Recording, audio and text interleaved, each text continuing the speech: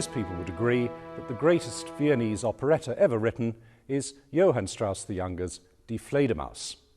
It tells the tangled tale of a married couple, Eisenstein and his wife Rosalinda, whose marriage has gone on the rocks, and at the same time Eisenstein has managed to pick up a short prison sentence which he's due to serve from midnight of the day on which the story begins.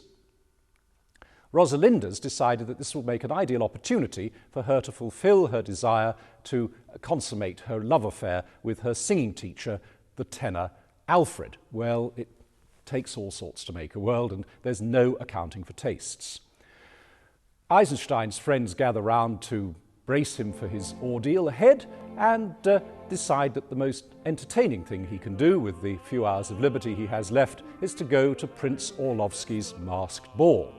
And the whole point about a masked ball is that you go in disguise and you can be whoever you feel like being. Well, of course, it's Rosalinda who goes to the ball in disguise to see what her husband might be up to. And she puts on the clothing and the costume of a Hungarian countess and makes a splendid appearance, dressed as the countess, singing her heart out and making a fine exhibition of herself.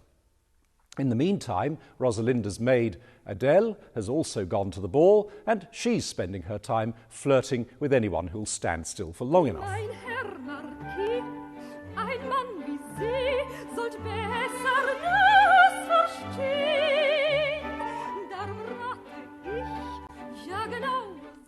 Eisenstein's friend Volker has fallen out with Eisenstein because Eisenstein played a trick on him, which is where the opera gets its name from, coming back from another party, dressed for some inscrutable reason as a bat.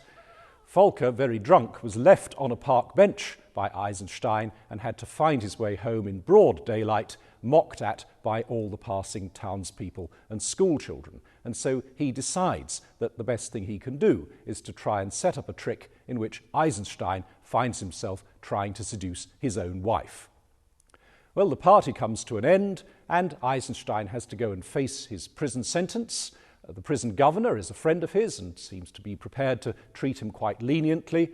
And in the third act of this wonderful farce, we find ourselves in the jail with practically everybody in the cast, and the whole plot comes to a resonant and deeply confusing conclusion.